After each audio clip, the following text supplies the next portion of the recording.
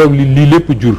certainement bu doon un homme bu ñu xamul du ko jur xëy na je pense mais coow li mu jur ci réew mi fan yi est-ce que finalement loolu bett la.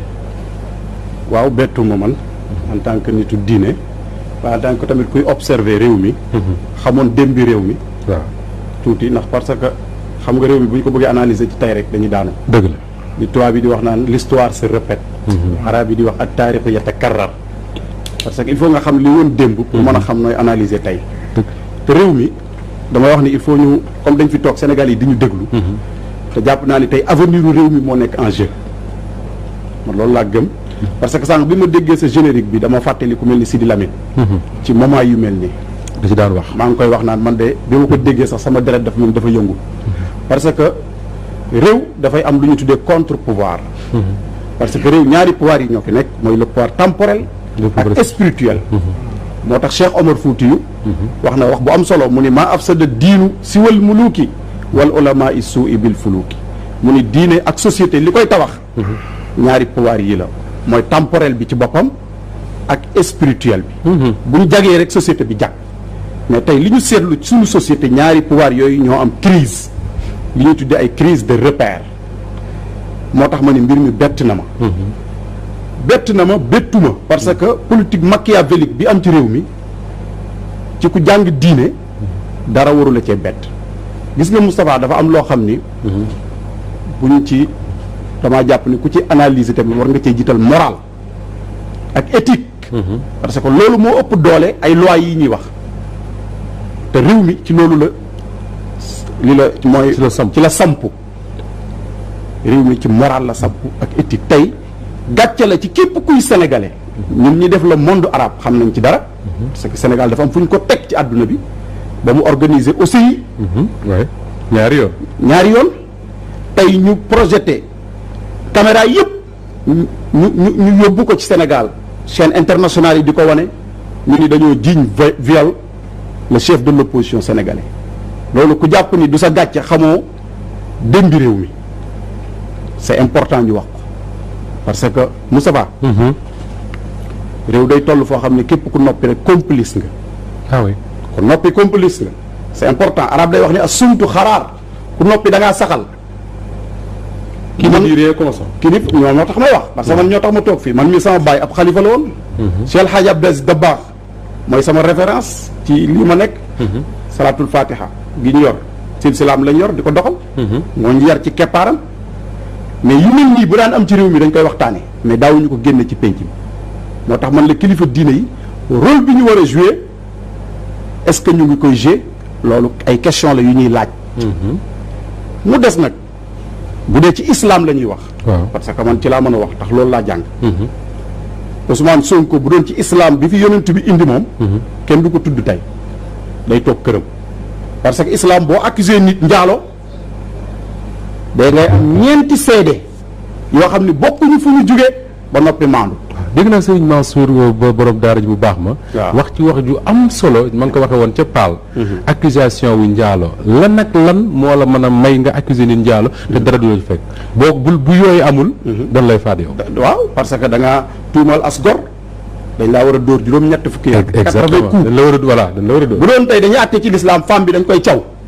parce que femme bi moom dafa reconnaître ni faasiq la parce que reconnaître na ni moom njaalokat la moo tax alquran waxoon ni in jaakum faasiqun bi naba'in fatabayyanu bu ñu leen indilee xibaar fekk ki ko indi hypocrite la na ngeen ko xool parce que femme bi reconnaître na ni moom njaalokat la mais Ousmane Sonko ba tey reconnaître wul ni moom njaalokat def na ko amuñu preuve ci islam kon bu doon ci islam la ñuy àttee Ousmane Sonko kenn du ko tudd lan ma doon mayee ñu ne lii preuve la ci islam que ni yaa viol non amul ci islam amul dégg naa sax ay ustaas yu ciy wax mais nag jàpp naa ne réew mi lii indi problème bi mooy lii mooy lu sérieux parce que da ngay indi ay débat contradictoire parce que tey c'est malheureux ñu bari dañuy mbubboo l'islam mais dañoo far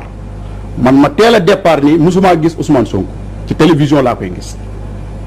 te bu dee Macky Sall mii fi ne gis naa ko ñi ko wërit am na ñu ma ci xam te it ma bokk ci ñi jàppoon ba li fi nekk fi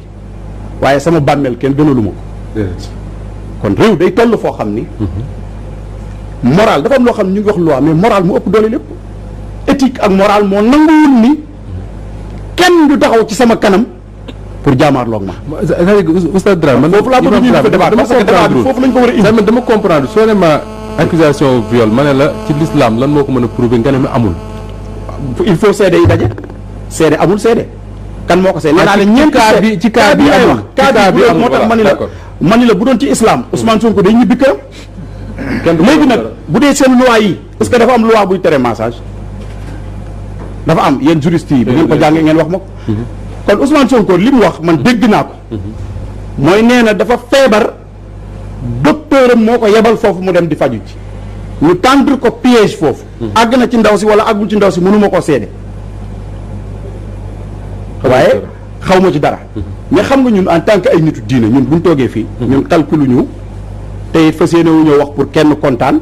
wala wax pour kenn mer dañuy wax ngir réew mi. man li ma gëm laay wax fii. allez-y. parce que Sénégal bu ñu naxante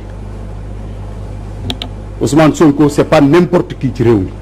mi nit koo xam ni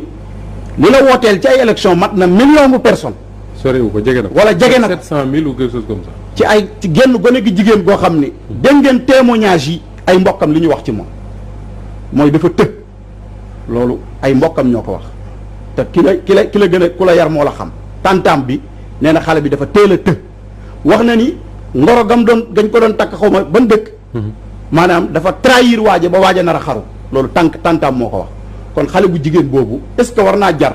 ñu sacrifier avenir koo xam ni